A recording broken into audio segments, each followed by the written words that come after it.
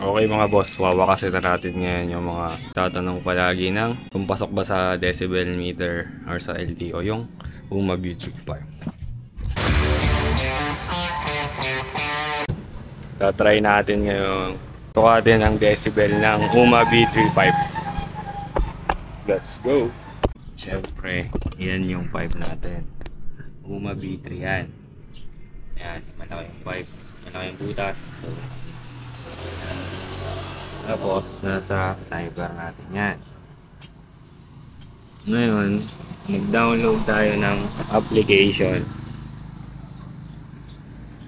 na Decibel dB meter, Decibel X para masukat yung decibel ng UMA. So, replace natin to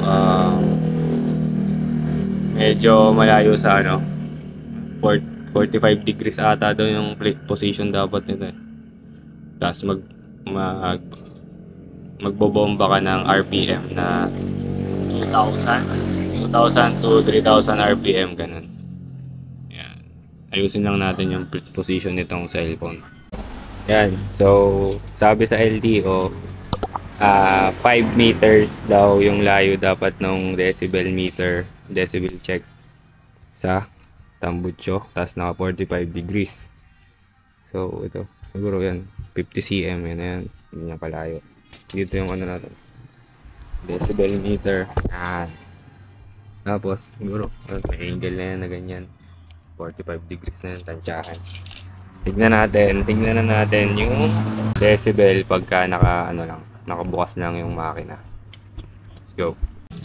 Yan, buksan na natin yung makina, tapos tignan nyo yung tunog lang niya pag naka-engine, bukas lang yung engine. So, yan. Ito naman, hanggang doon sa tambutso, 50 meters na yan, or 50 meters. 50 cm or 0.5 meters based doon sa LTO.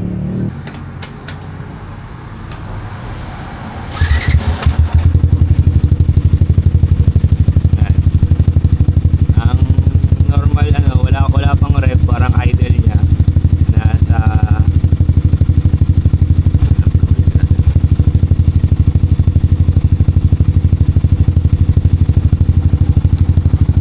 okay.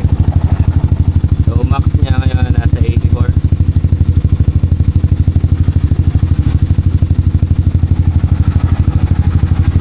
Max niya 84.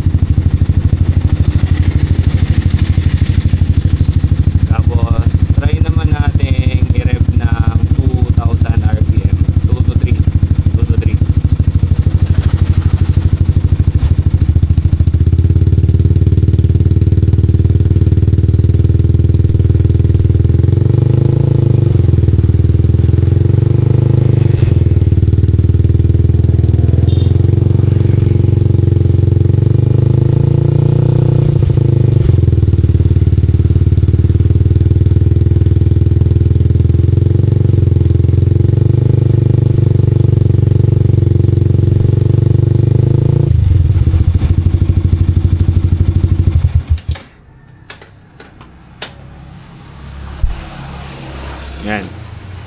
So kanina nag-max ng yung RPM ko, nag-max ng 3,000 RPM, tapos nasa 92 lang yung decibel niya. So yun. Pagka ganyan yung result na nakuha natin, nasa 92. 92.3. Plus minus nyo na lang yan, plus minus 5% siguro. Para sa mga errors or factors sa kapaligiran. Yun lang. So, since sa LTO, ang sabi nila, naka 99 dB daw dapat. 99 decibel yung pasok, below. Yan. So, pasok naman kasi ang max natin, nasa 92, may ceiling pa siya. Pasok talaga. Kaso, ang gamit lang natin kasi dito, cellphone, hindi yung mismong decibel meter ng LTO. Pero pasok pa rin, di ba? Ayun lang. Sana nasagot na yung mga tanong nyo. Let's go. Hello daw.